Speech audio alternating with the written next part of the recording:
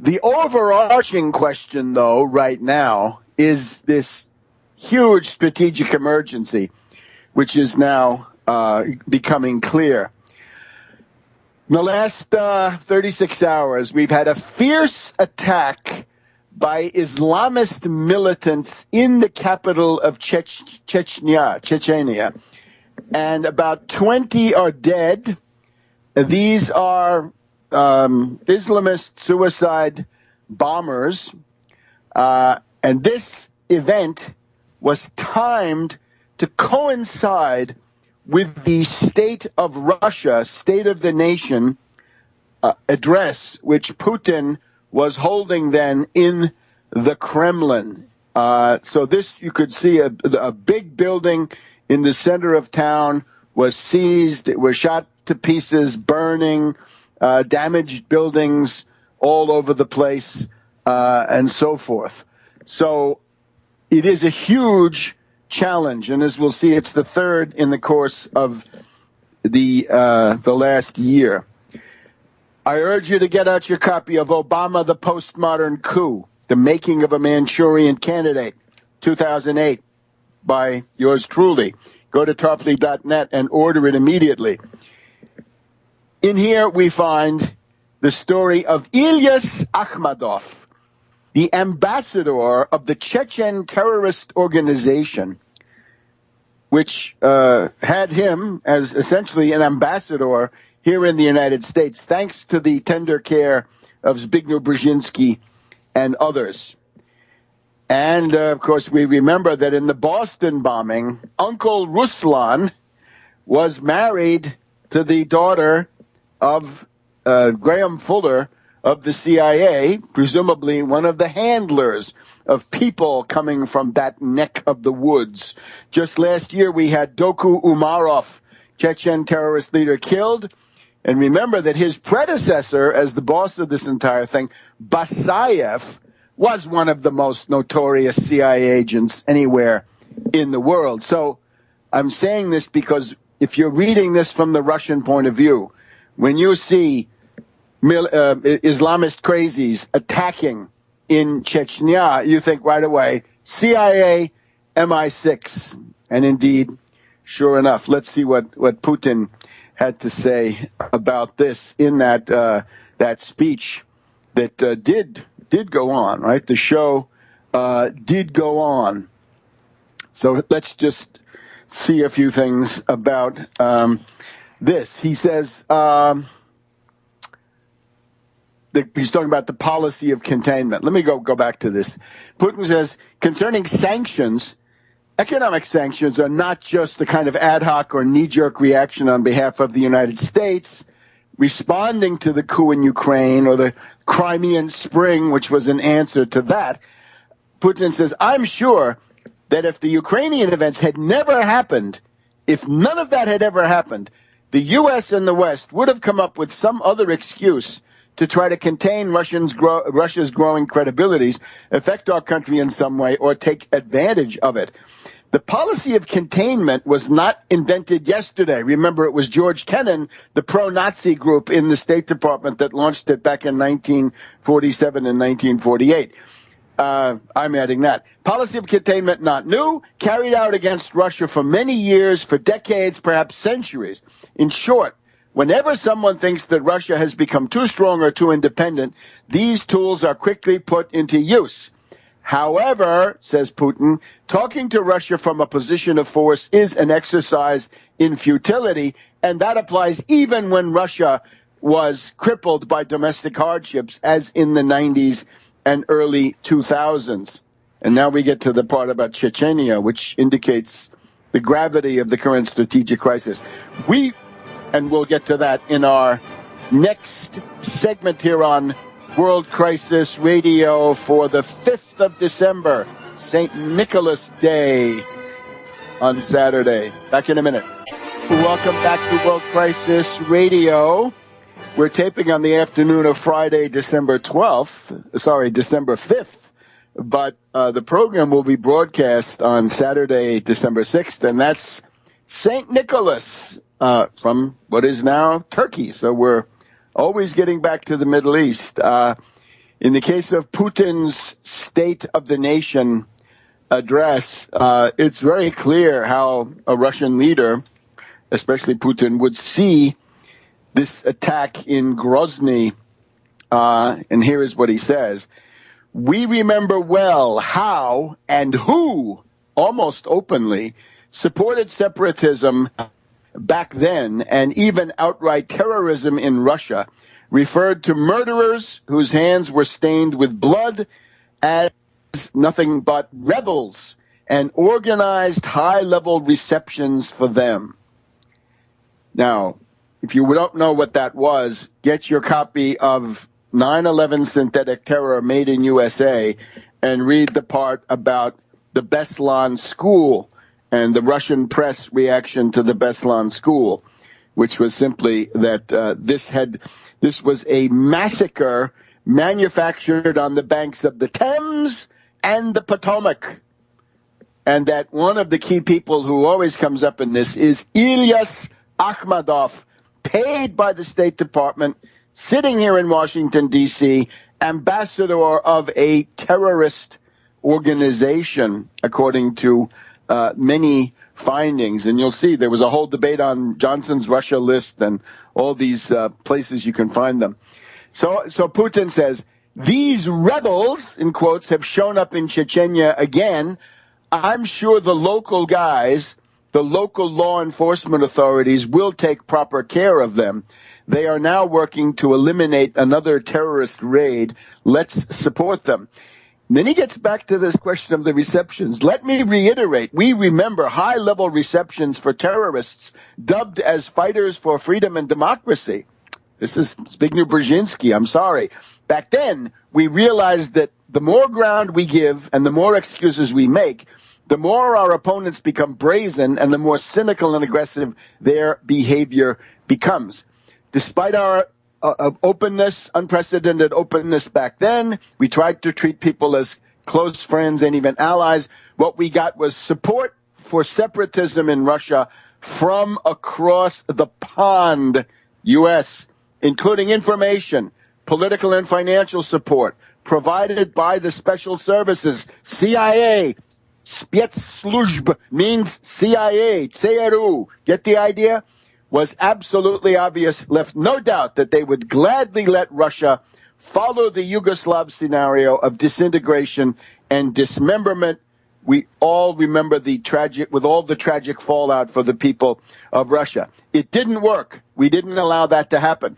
Just as it did not work for Hitler with his people-hating ideas, who set out to destroy Russia and push us back beyond the Urals.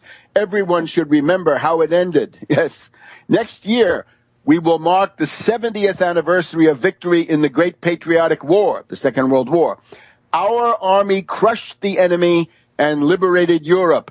However, we should not forget about the bitter defeats of 1941 and 42 so as not to repeat those mistakes in the future. And then from here, he goes right on to the next issue, the ABM Treaty. The U.S. unilaterally denounced the ABM Treaty in 2002. This had been absolutely a cornerstone of international security, strategic balance of forces, and stability. The U.S. has been working relentlessly to create a global missile defense system, including in Europe. This is a threat not only to Russia, but to the world as a whole, precisely due to the possible disruption of the strategic balance of forces. And it is bad for the U.S. as well. There's much more in Putin's speech. I hope to get back to it. What you see here is a document of economic dirigism, state intervention, organizing, for example, a national technology initiative that will essentially reinvest 25% of the gross domestic product of Russia in modern technology. And what do we have here? We have lunatic Republicans who are blinded by their racism and their xenophobia. And Obama's answer to this is more free trade. The giant sucking sound is back. All those jobs leaving. That's the answer to being number two. And of course, we want to know from all all the loudmouth chauvinists. What happened to your exceptionalism, huh? Exceptionalism can be there, but you got to earn it. You got to fight for it. And you guys are not fighting for it. You're fighting for your own filthy greed. A couple of other things now. Let's just put this this attack in a bit of context. Concerning the New York Times actually recommends that you read something called the Caucasian Knot, K-N-O-T, the Caucasian Knot, an authoritative website that talks about these events. This is now the third big attack this year, and up to now 290 people have been killed and 144 wounded in terrorist attacks in Chechnya through the end of November. And, of course, the guy that Putin relies on here is Kadyrov. So Kadyrov was in St. George's Hall in the Kremlin for the Putin address, and he was looking at his cell phone. What does he have, a BlackBerry or whatever he has? And, keeping up with the events. The other big thing, of course, and this I think is actually the headline, is this ISIS? Yes, it's probably ISIS. It's in the sense that it's probably people who are going to be calling themselves ISIS. And that's the word, for example, the Carnegie Moscow Center, Dmitry Trenin, says on Twitter, the night attack in Grozny looks senseless except as an attempt to embarrass Putin hours before his annual address to parliament. And Trenin and others speculate that this may have been the debut of the Islamic State known as ISIS. Well, why do we believe that? We've reported here the many threats coming from ISIS saying we're going to go on and attack Russia through Chechnya, clearly. You can go on the internet and find pictures of ISIS crazies sitting in Syrian Air Force planes of Russian manufacture and boasting that they're going to go and bomb Moscow, right? Now, these are so far people who don't know how to fly them. And remember that Russia is directly involved in the sense that back in July, when it looked like Iraq might be rolled over, the Iraqi government needed some planes right away. The U.S. was way too slow. Russia delivered some used Sukhoi fighter bombers in there, and they have gone on to make quite a difference. We'll have just a little bit more about this. ISIS attacks Russia in Chechnya, and that fulfills the design of the CIA geostrategic. Okay, welcome back to World Crisis Radio. Webster Tarpley from Washington, D.C. Please remember that the announced course, Political Economy of the American System, it will now most likely occur in the Washington, D.C. area around the middle of January. Please stay tuned. We'll announce that at tarpley.net. We'll announce that on Webster G. Tarpley Twitter feed, and, of course, here on the weekly broadcast. ISIS attacks Russia. This we have talked about in previous weeks. It's coming up now because of this attack. It still hasn't been claimed, but I think that's just a question of time. Anyway, if you're in the Kremlin, you got to assume it's the same as ISIS, whether it's actually Al-Qaeda or Nusra. It's all the CIA, Arab Legion, CIA, Islamic Legion attacking Russia under the name of ISIS. And this has got to be stopped. So here we have the Caucasus Emirate, right? Don't look now, but there's also an emir in the Caucasus, right? He's only an emir. He's not a caliph, but he's an emir. The new leader of the Caucasus Emirate is Aliashab Kebekov. He's not yet under the Islamic State, but he has sent lots of fighters from Chechnya and Dagestan right to the east. They've gone to Syria to fight against the Syrian army and also then to Iraq. And here we have a guy called Omar the Chechen, This is the nom de guerre of Tarkhan Batirashvili, senior Islamic State commander in the Caucasus, and he says he's told his father that Russia will be the next target after Iraq. We reported that a couple of months ago. So this top ISIS crazy commander of Chechen background says, "Don't worry, Dad, I'll come home and show the Russians."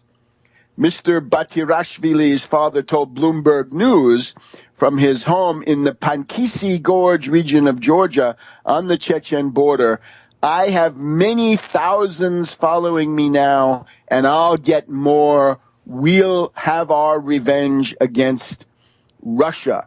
And we also have this film on YouTube that I've referred to, the ISIS characters sitting in these Russian planes saying, "Putin, these are the Russian planes you sent to help Bashar. We will take them back to your own turf and liberate Chechnya and the Caucasus. The Islamic State is here to stay. Your throne is being threatened by us." Okay. So there it is. Now look, if you're a Russian, here's what you see. You see that you're just about encircled in some ways. You got economic sanctions that are grinding down your economy. You have got speculative attacks on the ruble being organized, and I'm sure they're using credit default swaps. The euro is now the ruble, not the euro, but the ruble. The ruble is now floating. And however, it's what used to call the dirty float. So the Bank of Russia is intervening to try to do bear raids to punish people that are speculating against the ruble. So you got sanctions. You got the ruble under attack. You've got a slowing economy. You've got a military problem in the sense that NATO is now sending these teams all the way in to the Baltics, to Bulgaria, Romania, these places. The South Stream pipeline is now apparently dead for the moment, and this was pressure on Bulgaria. We have a guy called Borisov, the Prime Minister of Bulgaria, and the Prime Minister of Bulgaria says that the EU told him, in effect, the EU told him to sabotage the South Stream pipeline. Remember, this was going to go from Russia to Turkey, then across to Bulgaria, or actually was going to go across the Black Sea, and then from Bulgaria, it was going to get all the way over to Italy, and it would have been the pendant to the north, the Nord Stream down in the Baltic. So you would have had that, but no, not anymore. So when you saw Putin go to Turkey this week, this was simply a fallback option. In other words, the South Stream had been blocked, and therefore the alternative was to build something to Turkey and develop the market that way. Now, of course, that could be reintegrated into something later on. But for the moment, South Stream is bad. Just concerning Bulgaria, I remember living in Italy in the 70s and 80s. The Italians would always make fun of the Bulgarians. They'd say, you Bulgarians are the most obedient, you're the most servile of the Warsaw Pact. But sometimes then when the Italians felt that they were being too servile, they would say, "Siamo I Bulgari della NATO," are we the Bulgarians of NATO? In this case, the Bulgarians of NATO are now the Bulgarians. The Bulgarians have gotten it. So, and of course, the Bulgarians are the Bulgarians of the EU also. So, sad story, right? Time to get rid of whatever government did that. I would not be fooled concerning Erdogan. He remains the bad guy, bad actor. When Erdogan says the West should butt out of the Middle East because their advice is wrong and can't help us, what he means is, don't you dare tell me I can't help ISIS. I'll help ISIS all I want because I know the Middle East and you don't. But this is all bad. The other one is Fradkov, right? The head of essentially of the KGB, right? Of the FSB. Fradkov says that the the fall of the oil price and the ruble is the subject of essentially a conspiracy and restraint of trade. Foreign investment funds, hedge funds, are taking part in ruble speculation, a la baisse, right? Down, short, bear. Any speculation has specific schemes, and schemes have a number of participants. In Putin's speech, Putin says, hey, speculators, we know who you are, and I've told the central bank to punish you, right? And you can use central bank resources to really burn these speculators. So I hope that happens, and let them be maimed in that regard and then stop doing it. So that's Fradkov, SVR, and that's deliberately introducing sanctions and attacking the ruble through manipulation of world oil prices. So ruble and oil go together, according to Mikhail Fradkov. Okay. The U.S. House of Representatives, in its absolute insanity, celebrated the day when they were passed by China by a whining resolution against Russia, a cahier de doléances about, oh, it's so terrible what you've done in Ukraine. Well, one interesting thing, the German foreign minister has attracted some attention. This is Steinmeier, Frank-Walter Steinmeier of the German foreign ministry, the foreign minister, has given a speech where he says he essentially warns against this rhetorical escalation. He says, in our use of language in public, we should not eliminate our chances of contributing to the easing of tensions and to the mitigation of conflict. Now, this is an attack on Merkel. And a lot of people have said, oh, Merkel, she's so wonderful. She knows how to speak Russian. She keeps talking to Putin. I'm sorry. Mrs. Merkel is notable for her stupidity, her abject stupidity. Nothing good. And we'll have to get back to this as soon as we can. We'll be back. Steinmeier. It turns out we have some time right now, thank goodness. Steinmeier. And I would recommend, I heard about this on the John Batchelor program. John Batchelor, a real neocon, but for some reason, this neocon on Russia, it's different because he gets Stephen Cohen on there, and Stephen Cohen tells you things. Now, Stephen Cohen has some egg on his face because he was telling you how reasonable Merkel was and how the bad U.S. was always leaning on Merkel. Fine. But unfortunately, Merkel is also bankrupt. Her hallmark is stupidity. Die dumme Kuh. Okay? Dumb cow Merkel. That's the nicest thing we can say about her. She went to Brisbane for the G20, and she gave a speech at the Lowy Institute for International Policy in Sydney, where she says, essentially, I'm losing patience with you, Putin. Quote, outdated thinking in terms of spheres of influence, which tramples international law underfoot, must not be allowed to prevail. Russia is violating the territorial integrity and the sovereignty of Ukraine. And then she goes on, we're not just talking about Ukraine, we're talking about Moldavia, about Georgia, and if things go on, we'll be talking about Serbia and the Western Balkans. So the idea, and here we're quoting from Der Spiegel, German news magazine, that Steinmeier is putting a shot across the bows of Merkel, saying, look, your subservience, your servility to the State Department, to Kerry and so forth, this has gone too far now. And there are real vital German economic interests that are in play. Now, naturally, Steinmeier says, oh, no, we didn't do that. But Matthias Platzek, Platzek, comes from the Jusos, okay, youth organization of the SPD, and the German-Russian Forum. He says, the Russian annexation of the Crimean Peninsula can be settled, quote, retroactively according to international law. and the West should make concessions to Putin. Do you share this viewpoint? And he essentially wriggles out of it. In other words, you can legalize it ex post facto. Why not? You can say, this was unjust to rip it out of Russia 23, 24 years ago.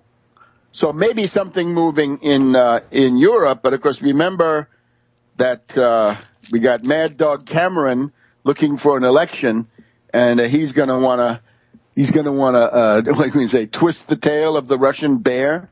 The London Economist, of course, they can't get over this Russian bear motif. So all of that happening, and to me this looks, well, let's go back to our list. If you're in Moscow, you're besieged, right? You're being hit with sanctions, cutting off trade. You're being hit with a tax on the oil price and the ruble. Now, obviously, with the oil price, some of that is real. Some of that is a real world economic depression and slowdown. But naturally, I think it is true that various people are piling on for various reasons. And it's easy to pile on if you think you're going to get money. So the Russian central bank would have to go some to stage these counterattacks periodically, a bear squeeze to really hit the people that are doing this. And then when they start howling in public, you know who they are. The South Stream pipeline dead for the moment, and then Putin has to fall back on Erdogan, who is a dubious character. But one of the things you see in Putin's speech is he says, let's not mix politics and economics. Well, you can see what he's getting at in this framework. The ABM question, right, the attempted first strike capability by the U.S., and NATO, and now the attack through Chechnya, and the fact that ISIS may soon be officially involved, whatever that means. These are simply labels that are used by the intelligence agencies. So there's also the question of the hypocrisy of the West. You can tell.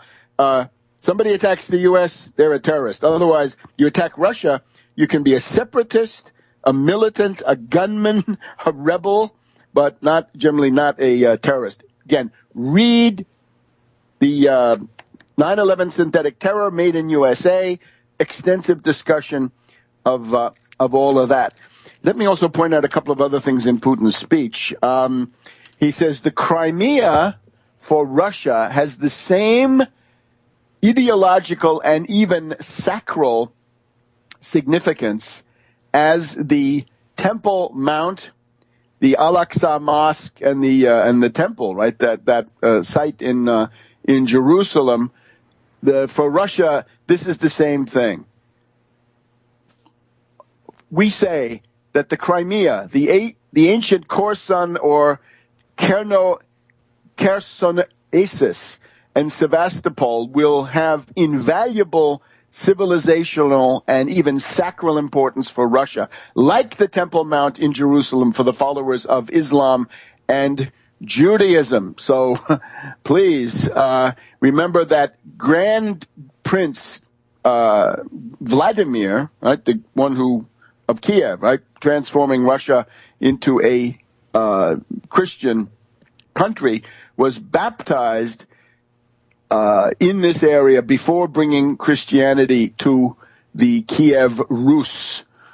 All right, so you get the idea. This is a very important speech, and imagine a State of the Union address in Washington here in the House, and some terror event goes off killing 20 or 25 people, whatever it turns out to be. You can get the idea that this is heavy-duty provocation. In other words, there's a planning center now. There's a war room where they're planning things. And Putin fights back saying, we will not allow anybody to get military superiority. No one will ever attain military superiority over Russia.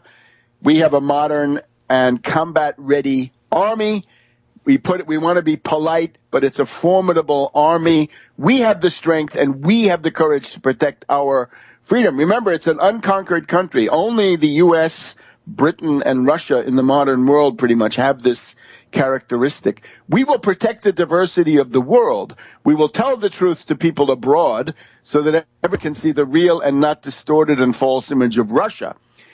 There are some problems on this front with RT, I must point out. We will actively promote business and humanitarian relations as well as scientific, educational, and cultural relations. We will not enter the path of self-isolation, xenophobia, suspicion, and the search for enemies because those are evidence of weakness, whereas Russia under Putin is strong and confident. And again, you talk about a national technology initiative investing 1/4 of the gross domestic product in science and technology.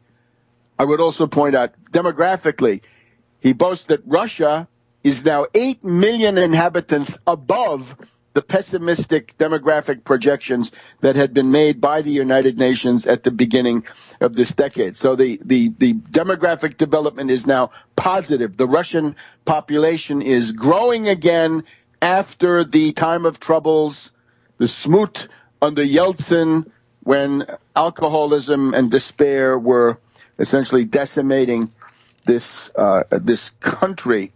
So there it is. That is a huge strategic emergency.